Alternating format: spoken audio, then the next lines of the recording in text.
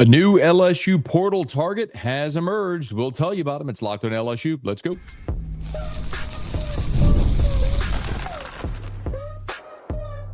You are Locked on LSU, your daily podcast on the LSU Tigers. Part of the Locked On Podcast Network, your team every day. Okay, let's get it. It is Locked on LSU, your team every day. I'm your host, Matt Moscona. Thanks for making it your first listen. We're free, available wherever you get podcasts, of course, on YouTube as well. So please subscribe. LSU basketball on the floor Sunday against Florida Gulf Coast. We'll give you a thumbnail preview of that here in just a quick second. Also, a former LSU quarterback in the portal again. And I don't blame him. We'll get to that here as well. But as each day passes now, we are expecting and seeing more and more names enter the transfer portal. And when more and more players enter the portal, clearly more and more targets for LSU will emerge.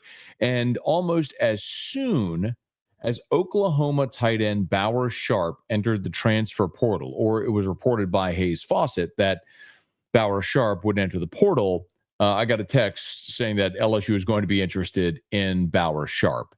So let me give a little bit of a thumbnail here. So Sharp was Oklahoma's leading receiver this past season, leading pass catcher this past season. Now, LSU saw him just a couple of weeks ago in Tiger Stadium, and on that cold night, he only had one catch for 4 yards. But he was the only player on Oklahoma's team that had a reception in every game in 2024. He finished the season with 42 catches for 324 yards and 2 touchdowns. Remember, Oklahoma was the worst passing offense in the SEC this year. So they didn't do a lot, but Sharp was sort of the consistent presence in the passing game. He redshirted in 2021. In 2022, he had 11 catches for 78 yards. In 2023, 29 for 288. And then this year, 42 for 324. So redshirted, then went 11 catches, 29 catches, and this year 42 catches. So you've continued to see him continue to increase his productivity. And he's a big guy as well. 6'4", 247. Bauer Sharp is the prototypical modern-day tight end. Not the pass catcher solely, and not solely an inline blocker, but the guy who's big enough to and physical enough to block, like George Kittle, Travis Kelce, but also athletic enough to catch the football and to be an impact guy in the passing game. Mason Taylor, what he certainly developed into during his LSU career. So we talked about it when Mason Taylor declared for the draft, that tight end is maybe the single biggest position of need on the offensive side of the ball in the portal for LSU. Obviously, Garrett Nussmeier's decision will determine that. If Nuss decides to declare, then you have to go get a starting quarterback in the portal. And I think you do need an elite number one receiver. But look at Mason Taylor's involvement in the offense the last 3 years. Look at Brian Kelly historically. He features the tight end. When you look at what LSU has returning right now, it's Kamorian Pimpton, and then who is not an inline blocker, and incoming freshman J.D. LaFleur. Now, J.D. LaFleur could emerge the same way that Mason Taylor did as a freshman. That'd be phenomenal if it worked out that way. But I don't think you count on that. You hope that's the case. But again, the portal era allows you the opportunity to fill those gaps. You don't have to hope that a young player develops. You can go get immediate plug-and-play help in the portal and develop the young players behind him. That's the nature of it. So right now, I would say there are 3 players at tight end in the portal, and LSU's got to land one of these 3 players. We talked about Zach Atkins, who 24/7 ranks as the number one portal tight end right now from Southwest Missouri State, another guy that's 6'4", 240-ish, 245, and a really good pass-catching tight end. That's number one. Number 2, Luke Haas from Arkansas. We talked about Haas. Haas had a great game against LSU a year ago, went off for 116 yards and 2 touchdowns. The tight end that wears number 9, you'll remember that game. If you remember that game in Tiger Stadium, Haas is in the portal, and then Bauer Sharp is another. Now, Zach Atkins already has an LSU offer. That's the thing that's worth mentioning. The other 2 haven't publicly been offered, but it's worth mentioning.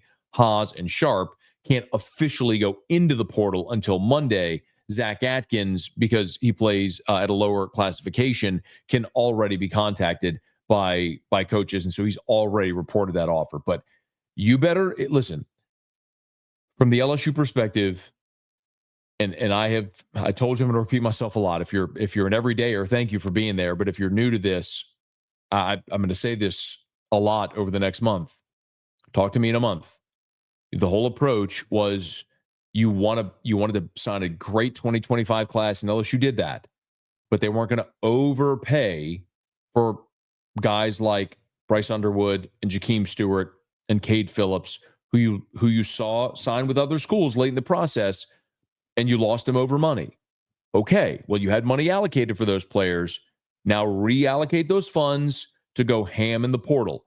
I got to see you do it. And barring another elite level portal player that may come up that we haven't seen yet, it's got to be one of those three guys. If you don't land Atkins, Sharp, or Haas, one of those guys who's among the top in the portal, then that's a miss. Again, unless, that's the caveat, unless between now and whenever the portal closes and whenever LSU closes on a tight end, there's another elite level tight end that hits the portal. Got to be one of those three guys. So we'll see if, in fact, they can get there and get it across the finish line. And I'll remind you as well, LSU's got a lot to offer to a tight end.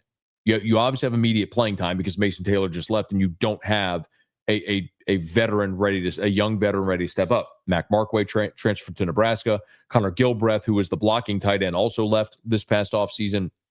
So you have playing time available. It's an offense that features the tight end.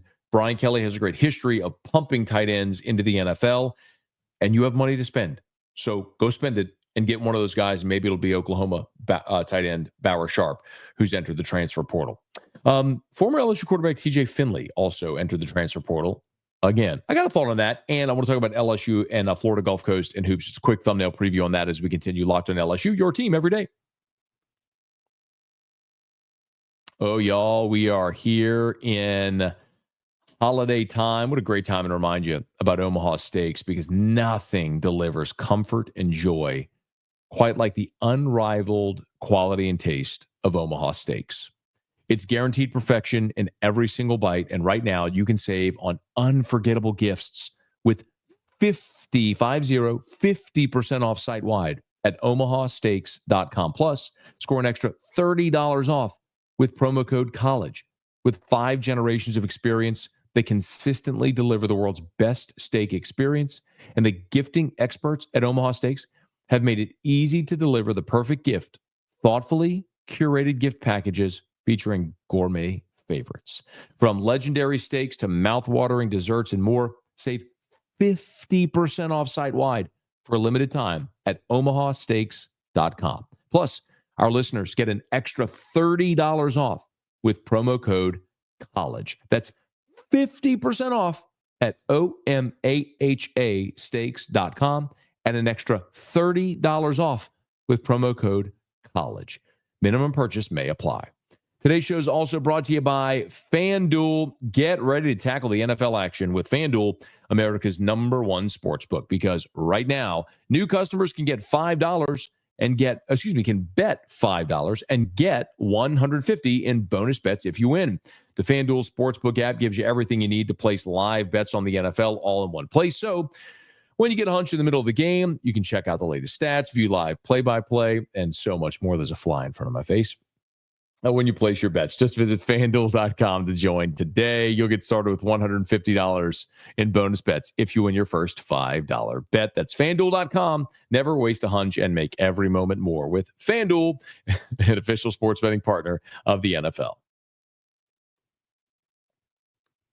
TJ Finley's hitting the portal again. I know a lot of LSU fans are going to roll their eyes. I just thought it was worth a mention, but I actually don't fault him whatsoever. So TJ Finley, you might remember, signed with LSU back in the COVID year in 2020 at Ponchatoula.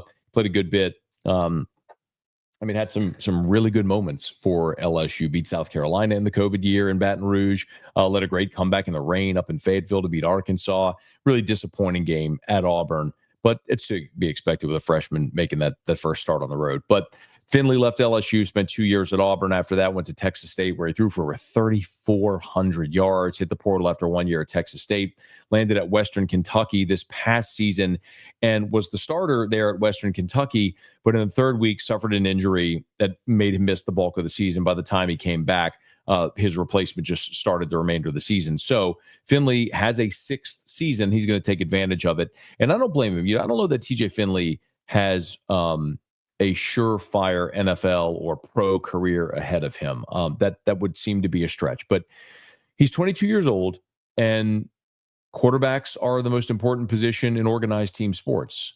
And some team somewhere is going to pay a guy that's 22 years old with all that starting experience something to go be their quarterback.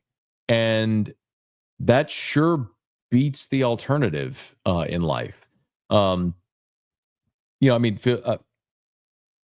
do know that on a personal level, TJ Finley also has young twins.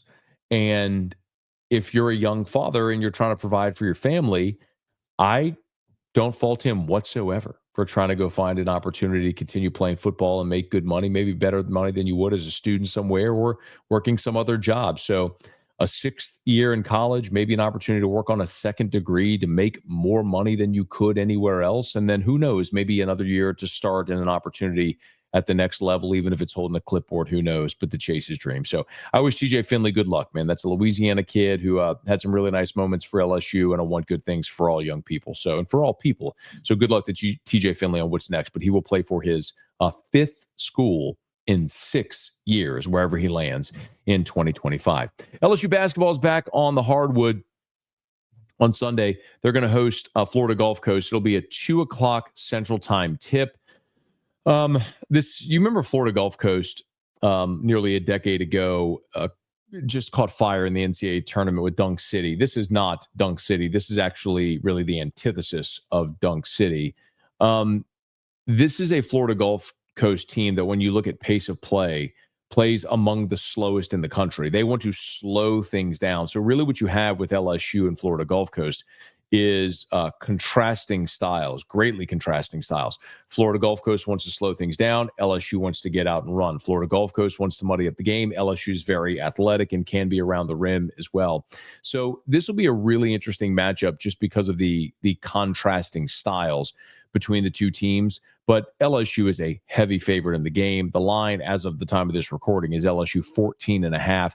This is a Florida Gulf Coast team that's just 3-6 on the year, and they're 1-3 away from home. So, yes, LSU a double-digit favorite, and rightly so.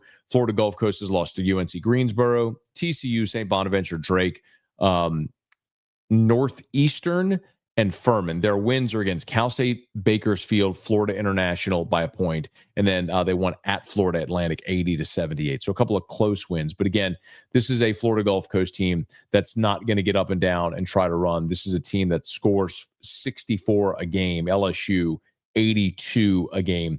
Defensively, Florida Gulf Coast allows 67. LSU allows 69. Very similar in their field goal percentage, but this is also a Florida Gulf Coast team that wants to get up threes because they're not super long or athletic and try to attack the rim. So LSU has some very clear advantages in this ball game, and it's going to be in the front court with their size, their length, their athleticism. So guys like Damian Collins, maybe Robert Miller, the true freshman, and of course Corey Chess, the redshirt freshman, who continues to impress early in the season, are guys to keep an eye on as LSU takes on Florida Gulf Coast. The Tigers are 7-1 on the year. They're 5-0 at home at the Maravich Center. And the other thing I'll continue to remind you is that two things, especially in losing Jalen Reed for the season, as disappointing as that is, these next handful of games, Florida Gulf Coast, SMU, which will play in Dallas, Stetson, UNO, and Mississippi Valley. These next 5 games are a great opportunity to continue padding your resume with wins, number one, and number two, to continue to get guys in your front court work and developing roles, because now you're going to be without Jalen Reed for the rest of the season. As, of course, we know Jalen Reed tore his ACL against Florida State. So, Reed is the guy that was playing 23 minutes for you. You've averaging it was averaging 11 points in 6 boards. So now you've got to replace those minutes. Where do they go? The obvious answer is Corey Chest, but also Damian Collins is very likely, as he's healthy, going to get those minutes. And watch the freshman Robert Miller, of course, an LSU legacy, who's a guy who could take a lot of those minutes as well. So LSU, Florida Gulf Coast, 2:00 Sunday at the Maravich Center. Tigers at 7-1 on the year. Look to make it 8-1. And again, I don't know how much they're going to be threatened here over the next 5 games, but if you can get to a point at 7-1 now, if you can win these next 5 in the non-conference and go into conference play at 12-1 with some really nice wins, a win at Kansas State, a neutral site win against UCF, a home win, double-digit win against Florida State. You've built a nice resume already in the pre-conference where if you can go into conference play at 12-1, I'll continue to say this, but get to 500 in a treacherous SEC where you're going to play a ton of quad 1 games. That gets you to 20 wins. That should be plenty enough to hear your name called on Selection Sunday. So go take care of business on Sunday against Florida Gulf Coast. Okay, that'll do it for us here on today's bonus coverage of Locked On LSU. Thanks so much for making us your first listen. If you're listening on a podcast, please subscribe on your favorite podcast app. Rate us, leave a review. If you're on YouTube, smash that like button, subscribe to the channel, hit the bell so you're notified whenever we post a new video, and let a friend know. If they love the Tigers, we got you here every single day for Locked On LSU, your team every day.